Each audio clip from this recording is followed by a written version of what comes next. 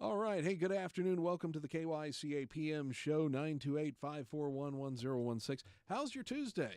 Did you miss me? It's only been 23 hours, folks, so come on. We got a lot going on. And, last night it was me talking about Highway 89 and the vote that's going on. The council is in voting session right now, by the way. You can put us on split screen. That's okay. You can just kind of put them off to the side on the corner of your computer and watch us, because we are on film today on Facebook, on our website, kyca.info. By the way, I apologize for our first U of A basketball game that we aired on KNOT last night. Not the greatest ending in the world on that one, of their first loss of the season. I know. I was with the coach 2 weeks ago. It's terrible. Yeah. Well, as I've heard online and as I've seen, it's time to start a new streak. And, they're going to on the next one. By the way, we will play the game Arizona against Houston a few weeks from now. And then when they get into the tournament, obviously, we'll try and carry U of A basketball. So, sorry, folks. I am sorry. We didn't mean for the first loss to be on the station, and it's not a jinx. It's not a jinx. There you go. Okay. No, they have a phenomenal team, And, it's great. It is incredible. And Bobby Early knows it, and he's made a few comments about his team. It's like, why? Did you hear him the other day? He goes, how do you think we're going to be able to rebound in the last 8 games when we couldn't rebound all season long? He's brutal on his team. Gosh. Oh, yeah. Yeah, it was pretty bad. Well, the voice you're hearing, by the way, is the esteemed. I haven't even introduced you yet. This is great. Oh my, yeah. The esteemed former gentleman first class and former House Speaker of the Arizona State House. That's Andy Tobin. Andy, thanks for coming in again. It's always good to be here, especially I get to be with Andy. Yeah. So there's 2 Andys to 1 Jason, so I figure the cards are in my favor here. I feel outnumbered. There you go. I have a feeling that the camera has a very nice angle on you today, and mine is just full of stuff. So, thanks, Andrew. Appreciate that very much. Okay, so if you have a question for Andy Biggs, and did I say Biggs? I'm sorry, Andy Tobin. Hey, that happens. Remember, we served together. He was the Senate president. I served with 5 Senate presidents. That's right. And while I was Speaker, I served with 3 of them, and Steve Pierce was one of them. Steve and Andy, we had a lot. So I got confused when people come in and go, "I'm here to see Andy," and they go, "Which building do you want, the Senate or do you want the?" So we saw that a lot. Well, and now and we are going to talk about the House and the Senate and what's going on down there. A lot of stuff happening here locally. By the way, as I said, City Council's in session. As soon as we hear if there is a vote on the Highway 89 expansion, which is, or the possibility of the widening, we will bring it to you live. We'll try and get that. I don't think we're going to get a vote before 5 o'clock. They're going to have some public input once again, and this is the last time, but there's going to be a vote. I hate to belabor this, but it's necessary. Yeah, you got to get this thing moving. It's been an election issue for all this time. It's been a NIMBY issue. It's been a protectionist issue. It's been a this is our neighborhood issue. It's been everything.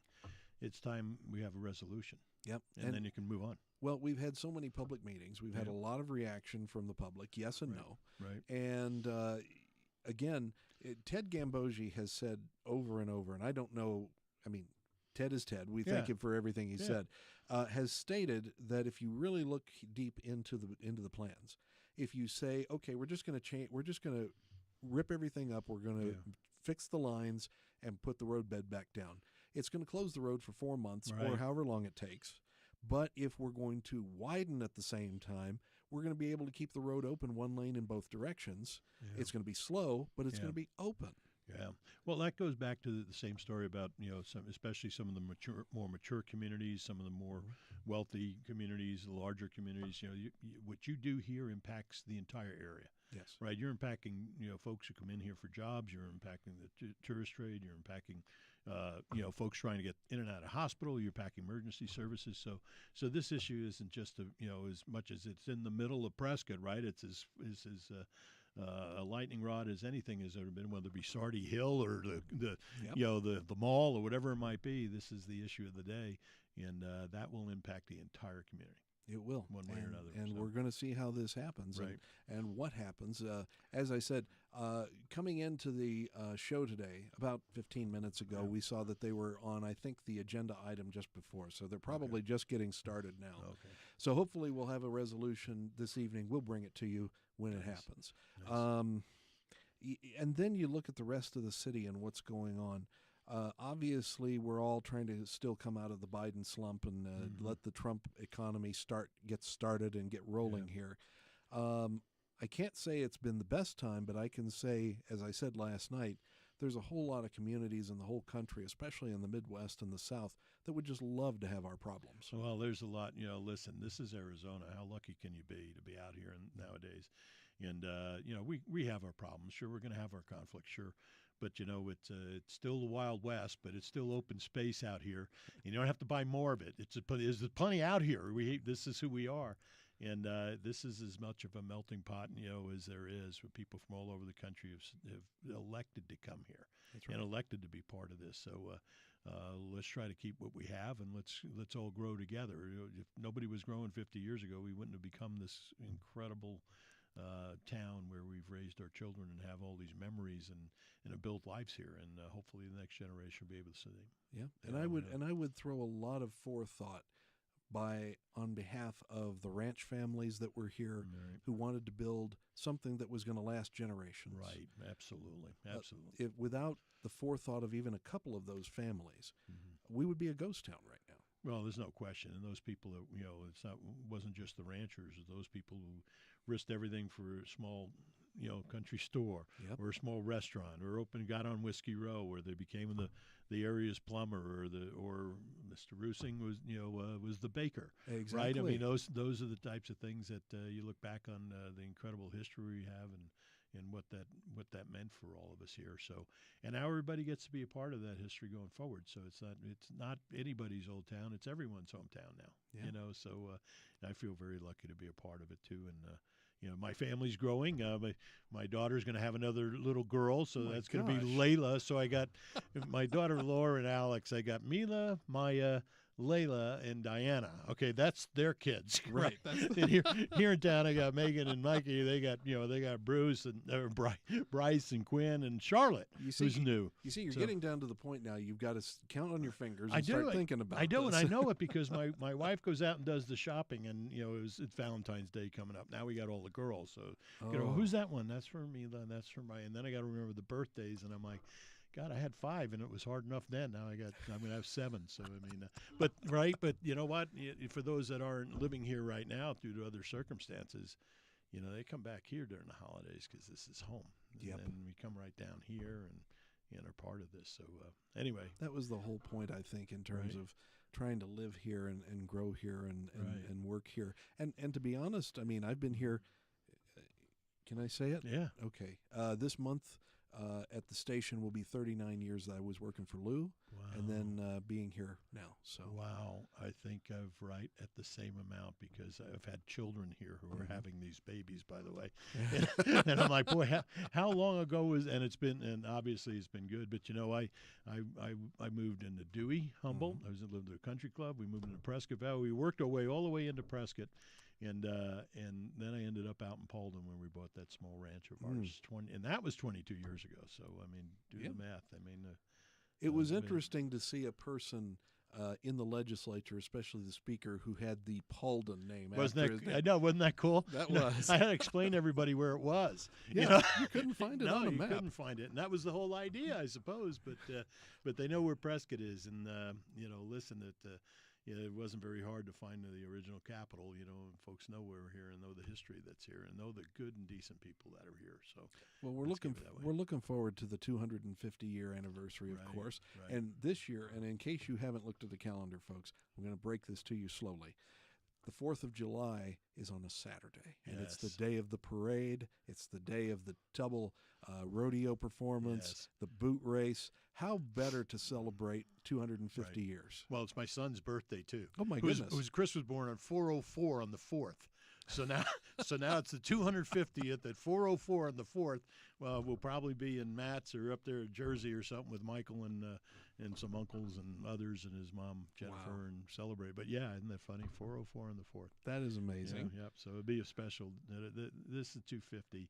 It'd be a special. I graduated from high school in '76, so that'll give you a point of, either my age here, or you figured, okay, it took them 20 years to graduate from high school. Either way. But I mean, that was the at that time, right? That was the bicentennial. Yeah. And, you always thought about, oh, we better make a big deal of this. I'll never make it to this. That's what, Yeah, exactly. and here you are. And I'm like, I don't know. Am I still around? So it's you don't very ask exciting. that question. I know, too right? Yeah, I know. You got to be more careful in that. So, well, we're looking forward to it. We do yeah. know that heck, we're even going to put a float in the parade this year. Nice. Good. I'm not going to reveal what it is, but I think you folks are going to like it. That'll So, be great. we're going to see. All right, well, I'll tell you what, we're going to take our first break, Andy. Right. So, Andy Tobin is in the house. If you have a question for him about state politics, city politics, or the fact, and I'm going to throw it out there, that pitchers and catchers reported today and spring is here. Yes. Amen. Spring is here 2 days after the Super Bowl, and we've already forgotten about that. Right. All right. So, folks, thanks. We'll take a quick break and be back after this.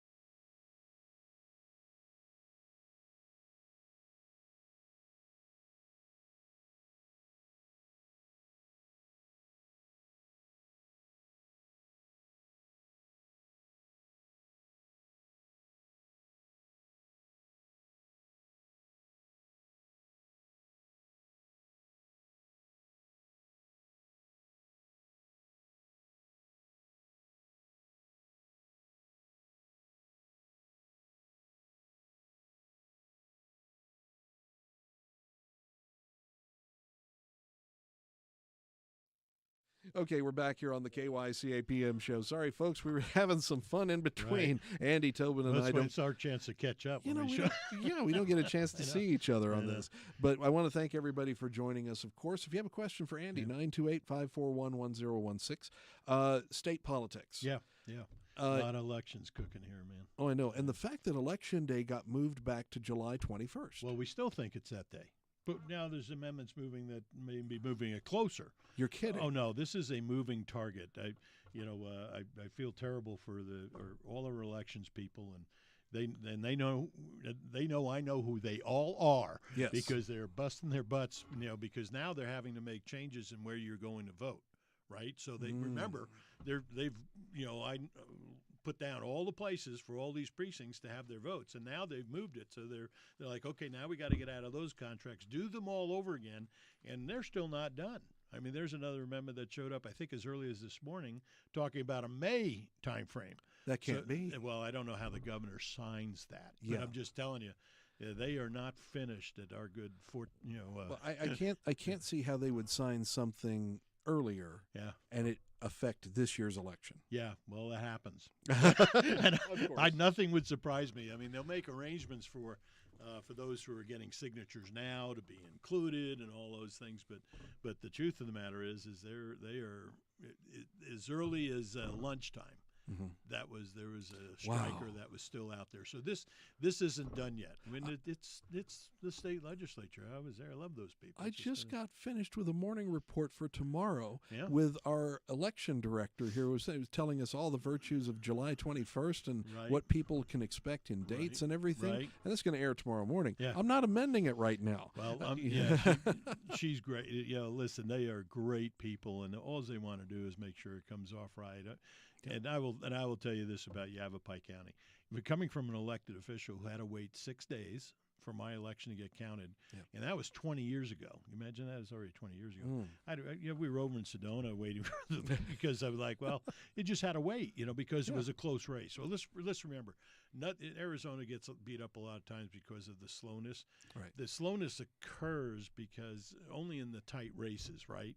Because that's where the ones, okay, we got to count this part, we got it. So it's not like everybody's vote that gets mailed in isn't produced right away. But as it gets closer, you got to really make sure you get the signatures done and all that. So, listen, Yavapai County is head and shoulders above a lot of places, and especially here in Arizona. So I'm very grateful for all the work that they're doing at the county. Yavapai County seems to be the benchmark for the whole state for the most part. They know what they're doing, and I'm so glad that we got Phil Bordone back. He's incredible, we're very lucky. Dan Cumble's great, Gilbert Davidson over here. So we got some really first class administrators in our neck of the woods over here, and in the Verde too. And I know a lot of those people, but they're all in it for the right reasons. So that goes a long way. So listen, I hope that the striker doesn't make it. I hope that we get to keep where we are.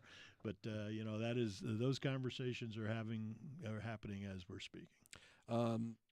Speaking of the state, and I know we very much enjoy having Quang Nguyen and Selena Bliss in occasionally to let us know. It's always good to see that Yavapai County is still in a leadership position down at the state legislature. Yeah, these they're trying to fill some big shoes, and I always tell them, don't worry about filling the shoes. Just go fill up the job, and you'll be fine.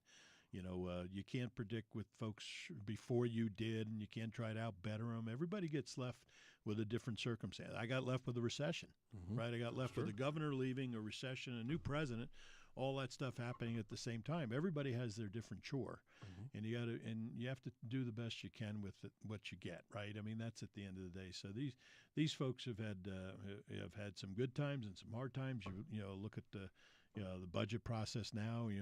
The big thing of the day is conformity, right? We got the president who passes the great big beautiful bill, HR 1, and these guys are trying to make it happen here in Arizona, and yet it's a lot of money to make that conform. So, and they got to make sure they find the money. Well, it's got to come from somewhere.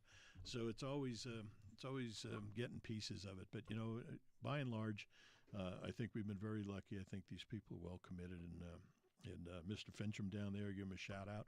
He was working on our fire district stuff just the other day. I talked to him, and there's a lot of moving parts there, but our fire districts in rural Arizona are in deep trouble. And I spoke in Laughlin here a few weeks ago at their fire district meeting, and they were left out of the package that put money into the cancer presumption legislation that had passed. The municipalities got it, but the fire districts didn't.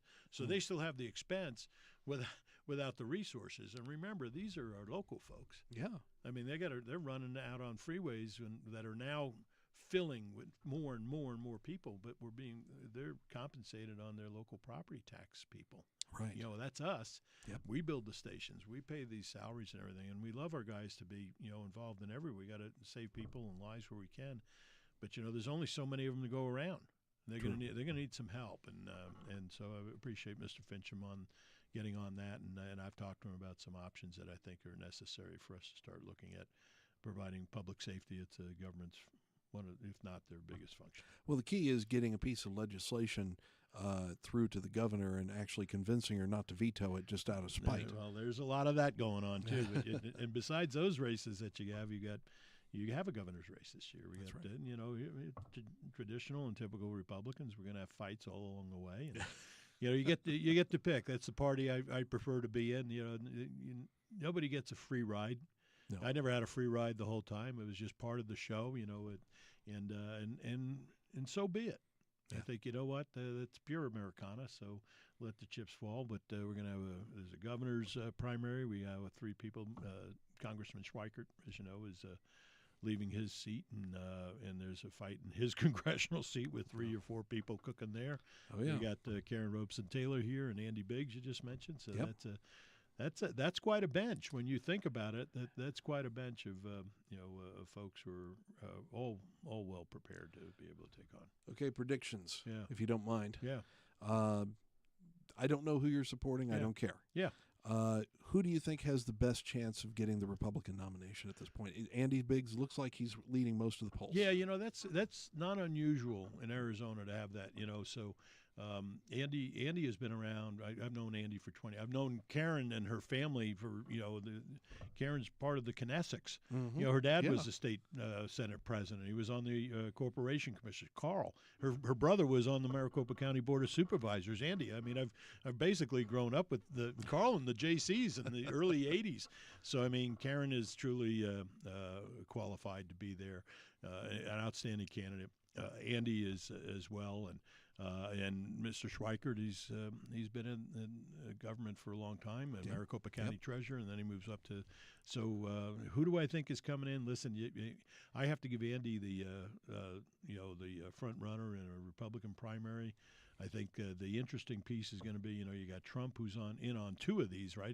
Typical Donald Trump, he's, I'll just endorse him, and I'll endorse her too. Okay, when it ends, I do not know, but it's better than I guess having him not like you, I suppose. Yeah, but I think you're going to find that things are going to narrow. A lot of focus on the legislation now that's going on at the Capitol, but these folks know how to campaign. I will tell you this, I have never seen Karen Robeson-Taylor more busy, hitting That's more good. places, so she is definitely getting out there. So the grassroots is important. I think Andy probably has maybe this turning point movement more in his favor than others. I think Karen probably looking at the business community, the question, what does David Schweikert take from this? Mm-hmm. He's also where Andy is in Congress, so they have a lot of similar votes. Right. So they voted on the same thing. So that'll be an interesting comparison. So you'll see a lot of money and a lot of debate on that, I think. Okay, one thing that is new this year is the office of lieutenant governor. Yes. And that is a run like you see a president, vice president run. Right. A primary winner is going to have to pick a lieutenant governor Right. that's going to run with them. Do you have a feeling? Yeah. And I don't know. I wonder. Mm-hmm. Do you have a feeling that if Andy wins or if Karen wins, it doesn't matter who wins. Right. That's right.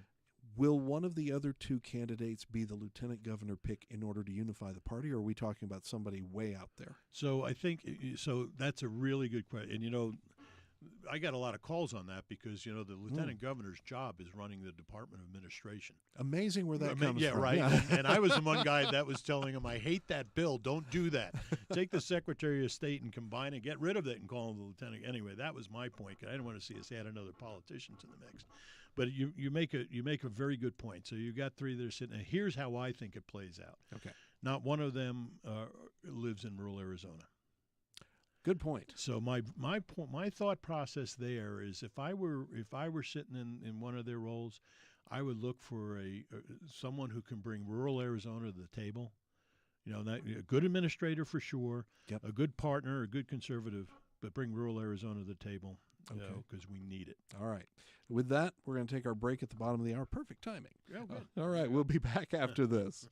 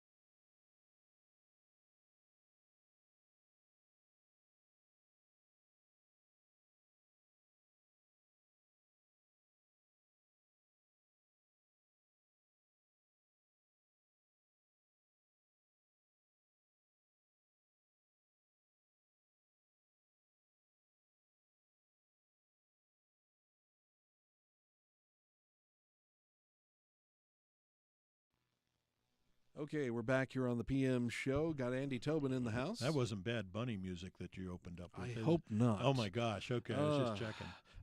I tuned into TPUSA. I did not see the Bad Good Bunny for you. show, so I tried that anyway. Right. I did that much. But, the Super Bowl it's gone. Bad game, bad halftime, it's gone. We're back to baseball, which I'm all in favor of, by the way. So, yeah, we'll see what happens. And, oh, yes, by the way, KNOT's covering baseball this year, too. So, Nice. you name it, we've got it. I'm trying to get every sport I can get on there. Very good. So, along with Dan Patrick and Colin Coward and all the rest. So it's great. And Dave Ramsey live. So, okay, Good. there. All right, there's my commercial for the day. Well, you own the place. You can have as many commercials as you want. Let's take one now, by golly. No, that's let's okay. make a little bit more money. That's okay. But you were talking about races, and so you have that. So the idea about the lieutenant governor, I think somebody's got to pick how that plays well statewide, right? Mm-hmm. Because these folks are all going to campaign in Maricopa. It's where all the votes are, right? Especially primary voters. You got to get out the vote. Big primary coming. So, and the economy will have a lot to do about what happens come the fall for sure. Right. But we'll see how all that spins. But you have a Secretary of State race that's going on there. I think there's now a Republican fight. Gina Swoboda, who just was the chairman and left, she was going to run for Congress, and I saw there's a movement to get signatures for her for Secretary of State race, which is Representative Alex Collin, who's in on that one. So we may have a primary or may not. So look for that. If Gina backs out of that race, it's Mr. Feely's race to lose, I think, with Mr. Chaplick, and there's another one in that race too. The name escapes me, but that'd be David Schweikert's district. So you have that cooking for sure, and then of course you have the Attorney General race. Yep. It's Warren Peterson, President Warren Peterson, who's a very good friend of mine. I've known him for a long time. He's in a race. I understand another party got in. Rodney Glassman is running again. I don't know if he's setting a record for what for races, but it might be his fourth or fifth shot at it. But anyway, I am not a Rodney fan. Nobody out there would accuse me of that, but I am a Warren Peterson fan. So, but that'll be an interesting race. That's the fight against Chris Mays, which is going to be an interesting race at the AG level. As Chris got into office so close, and just a few hundred votes, and then even recently, she's kind of shot herself in the foot just a little bit on a few things that she said. Not that she said. There are things that she has said that has been construed. It could be construed one way or the other, and so there's some problems there. Yeah, that took off. But when your own governor from your own party it comes out and tells you to go fix it, that's a problem. That is a problem. So that's true. There's no primary, that, to my knowledge, that's going on in that race at this point. But anyway, that clearly is an issue for her and whatever. Do you feel that this time around, Governor Hobbs is going to have to come out and debate somebody? So that's a very good question. I will share you. So I know Governor Hobbs. She served in my building and with me, and so I know her. She is a very nice person. I think she surprised people. She certainly has got her sea legs now in her fourth year. That doesn't mean I wouldn't prefer a Republican. I'm not trying to, but you asked me what does that look like for going forward, whether she would debate. And if you had seen her at the chamber, Arizona Chamber does the legislative luncheon, always before session, and then other places. But she did an exceptionally good job there, where she, I think, was a little more timid. I think now she's a lot more confident. So it wouldn't surprise me if she jumped in a debate. I think she's got her sea legs underneath her. I think that's beyond her. The question is going to be whether or not she's going to need to, and that goes back to your first question. Well, how's this race? Who's going to win the Republican primary? Yeah. But the next question is who's better able to beat Governor Hobbs? Right. And that'll be the next big question. And of course, folks are going to argue, well, do you want a female against a female? Right. Those parts always show up. Okay, if you're not, do you pick a female for the team, right? Yeah, for the lieutenant governor. Exactly. So there's so many missing parts to what November is going to look like. Clearly, you have to wait for this primary season to end so you can find the lieutenant governor and see, okay, where are we going? A lot of folks have looked at Juan Ciscomani down in Southern. So you talk about a rural person. Yeah. Here's now a rural guy who is admirably served. He's He's an incredible congressman from southern Arizona. Clearly, he's a rural guy. Maybe that's the catch to take votes out of Pima County. Who knows? So there's so many moving parts there. So, but whether she'll debate or not, I can't be certain. But she'll be better at it than what she was 4 years ago when she didn't debate at all. Well, exactly. I mean, up here in Yavapai County, you can't get away with that. Yeah. In fact, when I ran, I mean, you had like 2 or 3 debates a week or something. You were out there. I don't know what they're doing nowadays, but it was certainly, my problem is I always loved campaigning. If you don't enjoy being out there with the folks and listening and don't overcommit yourself, and you'll be fine. If you're so confident, you better be right. But it's always better to listen than it is to overspeak. And if you just kind of follow those rules, you'll find you'll do much better in debates, but also in the public forums, whatever they might be. All right. So, yeah. Well, I'll tell you what, we're going to stop for a break here just a minute. I know people need to talk to you here. No, I'm not seeing the city council race notes, so I don't think they're done yet. So no, I think there's a lot of people in line to talk about this. So as soon as we hear something, we'll definitely let you know, folks. All right, let's take our next break here on KYCA. Andy Tobin and myself back with you in a few minutes.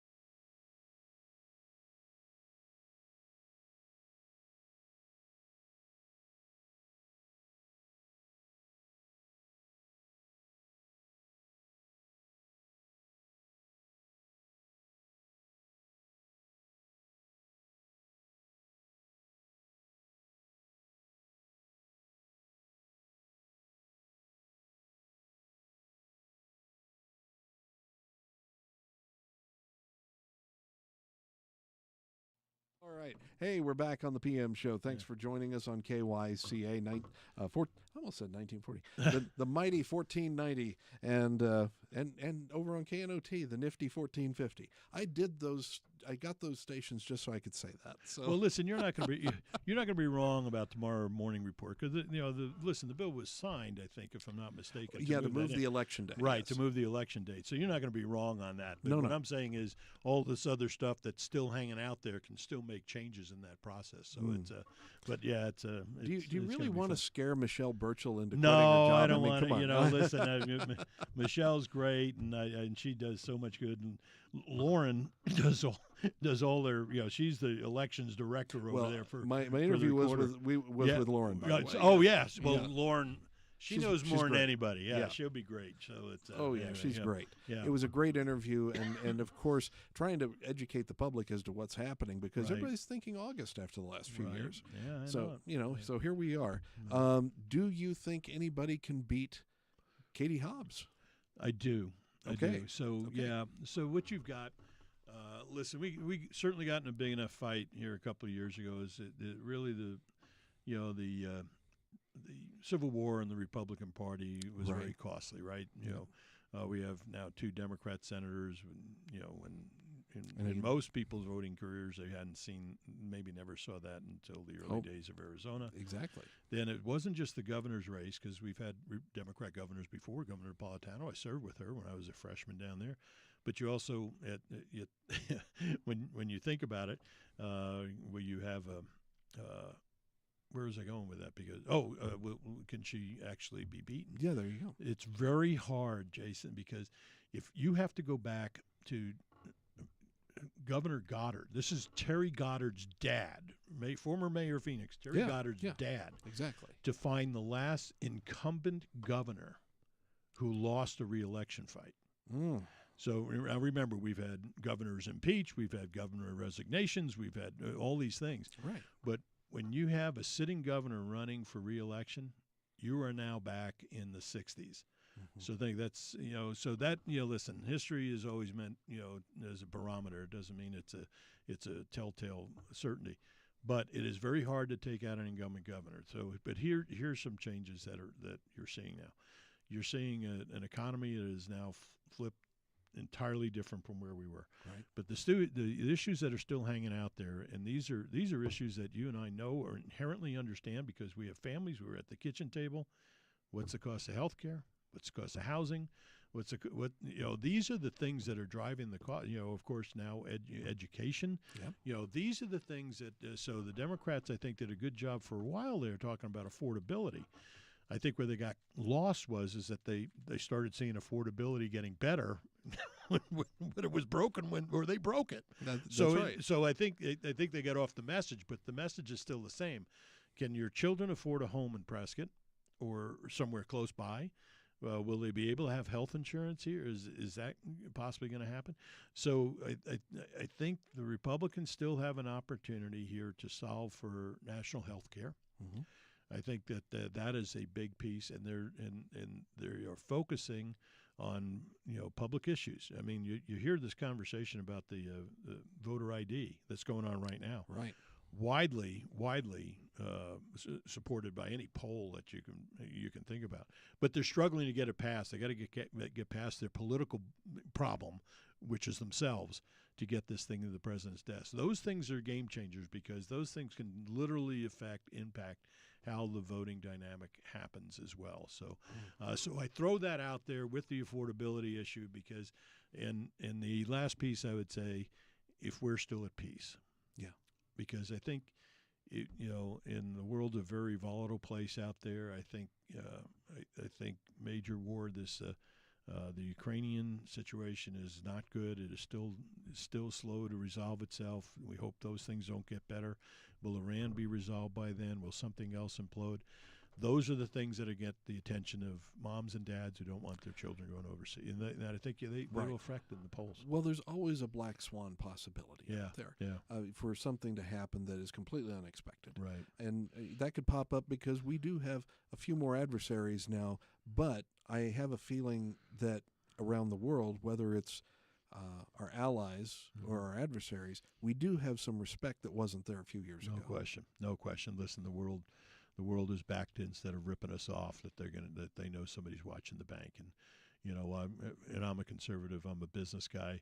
I think that the president, through a lot of folks who didn't like it, when he started talking tariffs, he has used these things to his advantage in negotiations. And I think that was his main focus on it. And I get it. Tariffs raise costs in places, and they may save us in others. I've long been a fan of not having a North American trade agreement. I'd rather have an agreement with Mexico and the U.S. and an agreement with Canada and the U.S. So, and because I think we lost every time we did that as a nation. Yep. So I think Trump has had this effect. And listen, at the end of the day, what people are going to, the big news is going to be who's going to retain Congress, and that's why I mentioned those other things about the affordability and whatnot. Yep. After that, they're going to be starting to say goodbye to President Trump. That's right. So that's when he's going to have 2 more years left. We're going to see what he's going to do. He's going to and what he's going to finish up on, and that's going to determine his place in history. Very interesting poll I saw last week. Where do we stand in terms of presidential candidates for the Republican Party at this point? Of course, J.D. Vance is at the top of the list. Yeah. Second on the list stunned me. Donald Trump Jr. Well, I'm not so sure that Barron is. I think he's eyeballing. I'm just not so sure. I'm just not so sure it's in 28 or in 30 rather. Right. But you have Governor DeSantis in Florida, who few will argue hasn't been at the top of every fight that's gone on down there or in the country, and certainly JD has been. But Marco Rubio, who I was fortunate enough to get to meet and know a little bit. Marco was a former speaker in Florida, so we had some things in common. And the guy before him and the guy after him were father and son-in-law. So Marco was in between. But I met him during the Romney campaign, if you can imagine that, and also I think met him one other time in Washington D.C. And extremely articulate, very bright young guy. Family guy, and I think this bench is broadening beyond the pale for Republicans. So to many, it may look like we'll have a lot of folks in a fight, but you know what? That's okay. Yeah. You know, let's get these ideas out there and start. Okay, what's the different? What do you guys? What makes you different? You know, and let's see where that rolls out. But I think they've got quite the bench going now. Well, I'm going to throw out the dream team as I see it before we take the break There here. you go. And from a few people who have kind of agreed, they believe that DeSantis is going to be the next jurist on the Supreme Court. Well, so we should talk about that because listen, I think Ted Cruz wants that as much as anybody. Yes, but I will say this that Clarence Thomas has been an exceptional jurist. Yes. And these have got to be hard times for him because clearly this fall is going to decide, when he's going to make his resignation. Right. Right. It's going to be soon. It's going to be soon, right? He's a senior guy. He's not going to risk that seat for a different. But remember, the Senate gets confirmation. Yes. So you can watch this as it's moving and see where the polls are going and see how the legislature back there is going to kind of fan out, and that'll be a good thermometer. Right there. I'm hearing DeSantis for the Supreme Court, and I know I'm going to take a break. Yeah, sorry, Andy. That's okay. But I'm hearing the dream team right now is J.D. Vance and Tulsi Gabbard. Well, that Tulsi has been quite an amazing person, and think about the broadness of the Trump administration. You have a Kennedy on there, and you have a former Hawaiian congresswoman on there, Democrat.